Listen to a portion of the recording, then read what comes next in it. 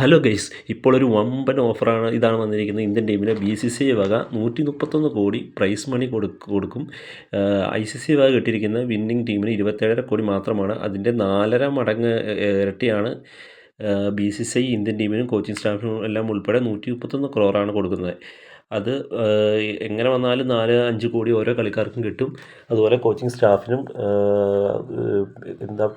എല്ലാവർക്കും ഈ ഗ്രൂപ്പിലുള്ള എല്ലാവർക്കും പൈസ വീതിച്ച് കിട്ടുന്നതാണ്. എന്തായാലും വമ്പൻ ഓഫറാണ് BCCI കൊടുത്തിരിക്കുന്നത്. ഇതുപോലെ തന്നെ പണ്ട് 2024 ലോകകപ്പിലും അതിനുശേഷം നടന്ന കഴിഞ്ഞ ഏഷ്യ കപ്പിലെല്ലാം പ്രൈസ് മണി ഉണ്ടായിരുന്നു. എന്തായാലും ഇനി കേരള സർക്കാർ സഞ്ജു സാംസണ് കൊടുക്കും. അതുപോലെ ഓരോ സംസ്ഥാനങ്ങൾ അവരുടേതായ കളിക്കാർക്ക് ഇതുപോലെ പാരിതോഷികങ്ങൾ ഇനിയും വരും. എന്തായാലും നല്ല പെർഫോമൻസ് കാഴ്ചവെച്ച ഇന്ത്യൻ ടീമിന് ഇനിയും ഇതെല്ലാം നടക്കട്ടെ. അതുപോലെ സഞ്ജു സാംസൺ ഇനി എന്തായാലും ഒരു വമ്പൻ ബ്രാൻഡായി മാറിയിട്ടുണ്ട്. കേരളത്തിൻ്റെ മാത്രമല്ല, ഇന്ത്യയുടെ തന്നെ ഒരു ബ്രാൻഡായി മാറി.